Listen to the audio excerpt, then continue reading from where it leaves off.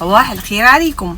امبارح 4/11/2024 بدأت الشتوية يا حلوين.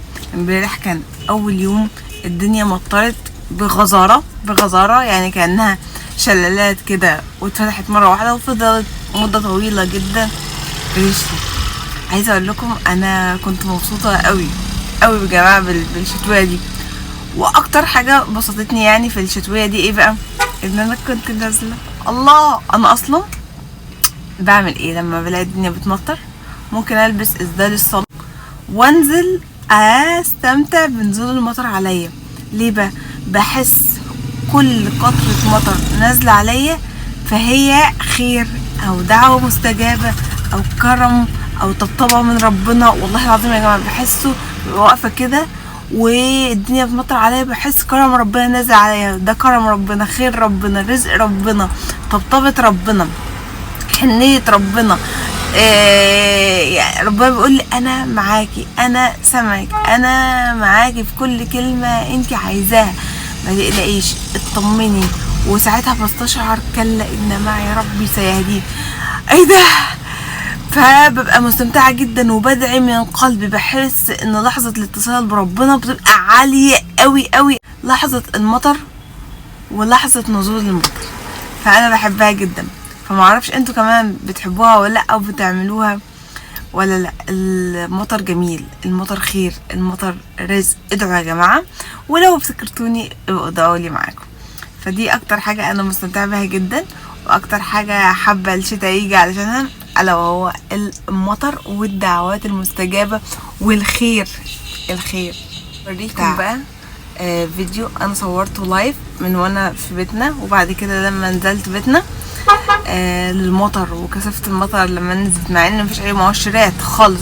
وعلى فكرة الجو كان جميل جدا، يعني الدنيا بتمطر بس الجو كان جميل، مفيش سقعة خالص والجو حلو. ودلوقتي الدنيا شمس جدا جدا، يعني انا نازلة اهو الظهر الدنيا شمس قوي قوي، يعني حر فوق ما تتخيل. فلا يعني الجو اصلا مش مستاهل نلبس شتاء، بس المطر خير. فهسيبكم بقى تستمتعوا بلحظات المطر اللي حصلت امبارح.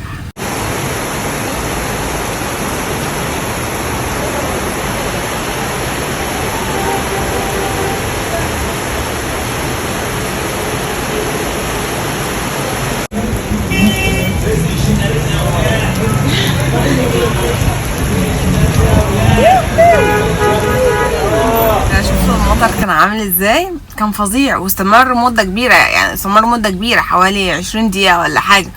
يعني لا استمر مدة كبيرة، وفضلت بقى مستمتعة بالمطر جدا. فانتوا استمتعتوا بالمطر ولا لا؟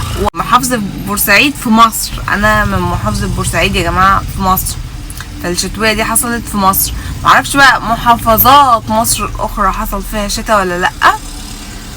وكمان معرفش الدول التانية مثلا سعودية، امارات، قطر، اي بلد تانية وريفر يعني حصل فيها مطر ولا لا. بس احنا في مصر سبيشالي محافظة بورسعيد حصل امبارح فيها المطر بهذه الغزارة يعني. فلا كنت مستمتعة جدا جدا جدا. وكان ناقص لي حاجة، ناقص ان انا اجيب بقى كوباية ايس كريم او بولة ايس كريم كده او سكوب ايس كريم كده واكلها بقى تحت المطر دي. وانا سعادة كده، بعدين مفيش ساعة، عايزة اقول لكم مفيش ساعة. اقول له يا رب واسألك عبادي عني فاني قريب ويجيبوا دعوة الداعي اذا دعان فليستجيبوا لي وليؤمنوا بي. يا رب انا دعوتك وبدعيك تحت المطر، تحت الخير، تحت قدرتك العظيمة ان انت تنزل المطر ده من غير حول ولا قوة مننا خالص. اكرمنا واجبر بخاطرنا يا رب، وحقق لنا كل دعوة بنتمناها، واحنا يا رب فرحانين ومبسوطين بالمطر اللي انت نزلته لنا ده من غير حول ولا قوة مننا. فيا رب فرحنا من غير حول ولا قوة مننا بإجابة دعواتنا كلها يا رب. بس كده، ده كان حكايتي مع المطر يا جماعة. انا بحب المطر جدا، وكل شتوية هقول لكم حكاية جديدة.